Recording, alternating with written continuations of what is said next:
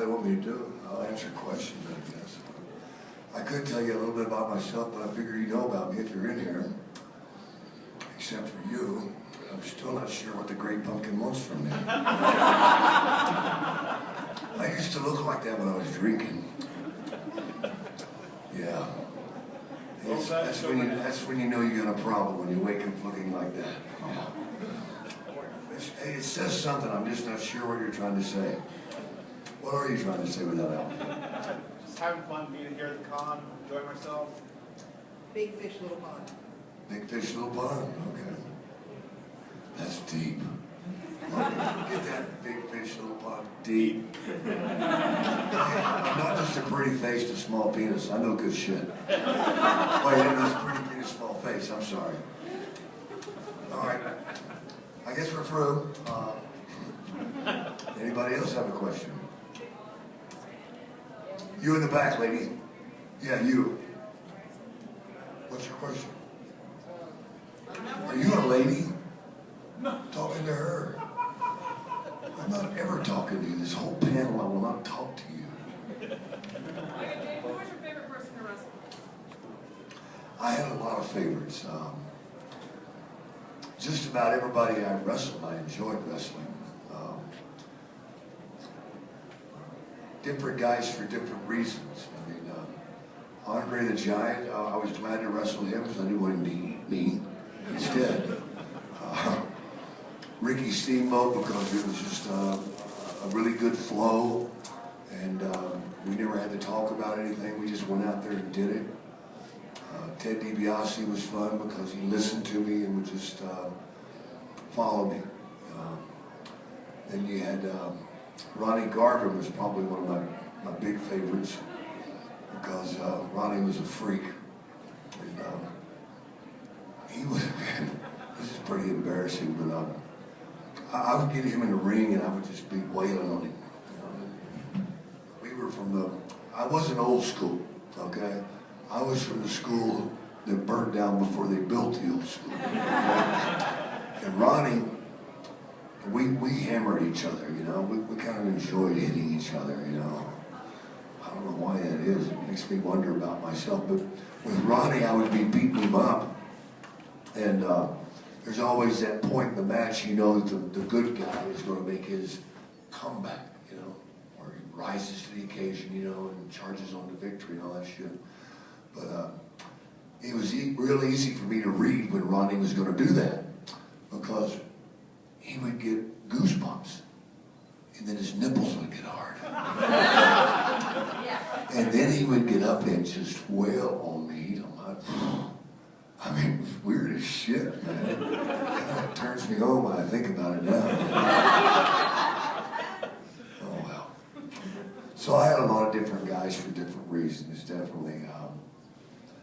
There were only a couple of guys that I just really hated the fact that I was even in the same building with. One of those being Vader, because he was clumsy. He's a very strong man, and he didn't respect other people's bodies. And in wrestling, for me, the most important thing is to protect my opponent. I try to remember that we're both in there trying to make a living, but we both also have families. And in the ring, you're giving your body totally to the trust of another human being. And you know, you're out there working together supposedly for a common goal, and that's to have a great match. But it's pretty scary when you give your body to somebody that just doesn't give a damn, you know. And he broke my sternum twice, and it's not a good injury. It's a very painful injury. It takes a long time to heal. And his reply was, "Oh, I just get excited." Well, I told him he didn't have to worry about getting excited with me anymore because I'd never be back in the ring with him again, which cost him money. Anytime I was in the ring, I was making good money. Okay? Anybody else with another question? Come on, you can do it. Back. How did you develop your persona for this game? That really came from my childhood. You know, I had a very dark childhood, very, very hard childhood, being sexually molested and stuff. Me and my, you know, it kind of ran in my family, so to speak. My father was he was my father, but that's as far as it goes. He was not a good man. And I was always going through a lot of drama, situations that no child should have to go through. And when you do that, when you have this put on you, you learn a lot. You have to survive. And Jake the Snake was the alter ego for me. I wanted somebody to protect me, somebody that was a bad son of a bitch that would punish people that hurt me. So the character evolved from that. The reason I chose the snake is because I did not want people talking to me about me, because I was ashamed of me. When you're molested and stuff, you often blame yourself for it. You feel dirty, you feel unworthy. It's pretty ugly. And so,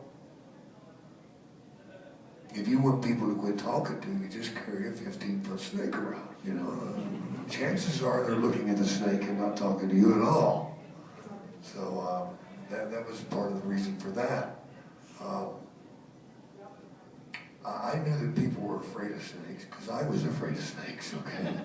Yeah, check this, folks. I hate fucking snakes, all right?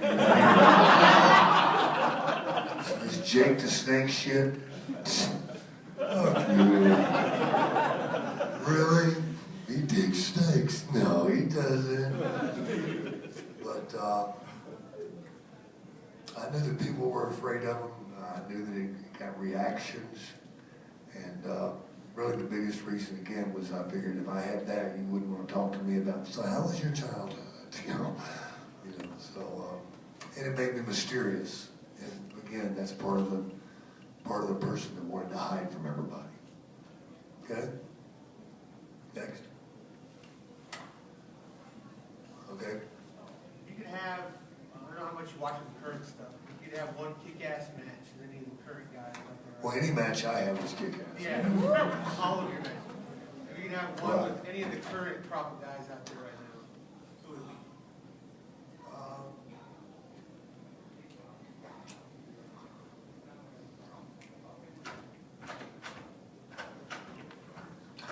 I would like to help Randy Orton.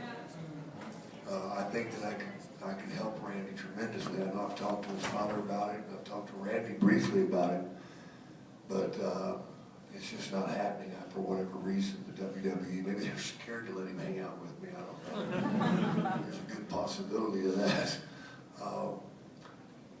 Dean Ambrose, I think I'd have a lot of fun with. You know, I'd love to put that snake over the son of a bitch.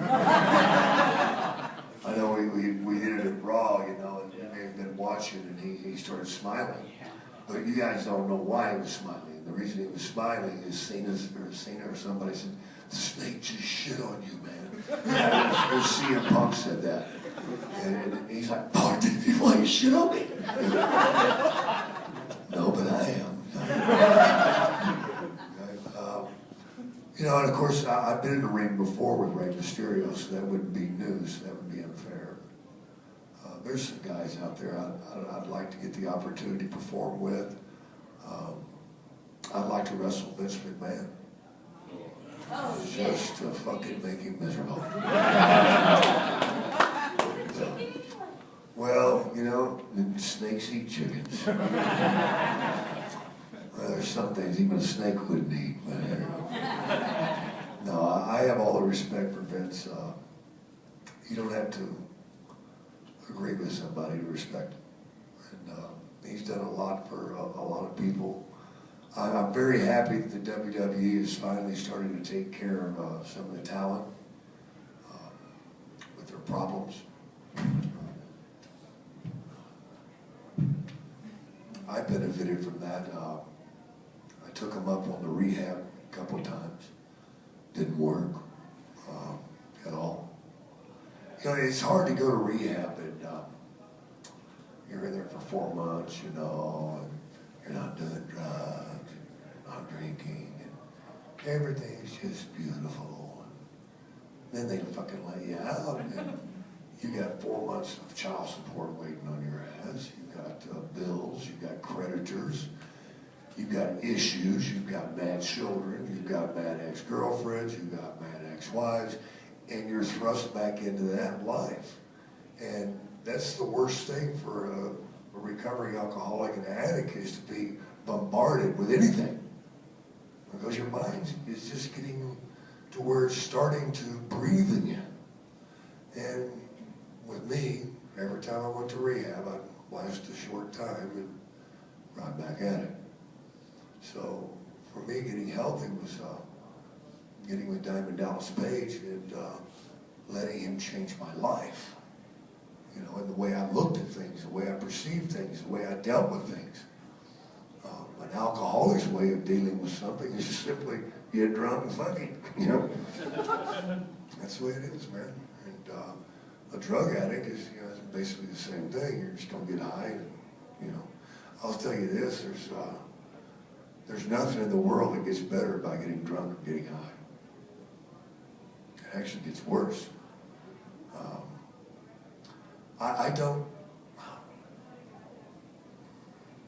I'm grateful for not dying, number one. Because God knows I tried. Well, I really did. And, but I learned a lot from those experiences. I can identify with a lot of people out there today that are suffering with that. And I'm so grateful to God and for the WWE giving me that platform. He's Jake the Snake, he's cool, he's bad, whatever bullshit. And I'm running into a lot of addicts that will talk to me. I'm running into a lot of people who have been sexually abused that will talk to me. It's a double-edged sword when you're able to spot people that have been sexually molested. You know, I do these signings sometimes, and I'll see a kid, man, and I can smell it, I can taste it, I can feel it. And you know, boy, at first, man, I'm like fucking seeing who they're with, because I'm ready to kick their fucking ass, man. Because there's nothing worse, man, than forcing yourself on a human being, man. I'm not into this violence bullshit. Yeah, I know I wrestled. That's not violence, though, is it? Oh, really?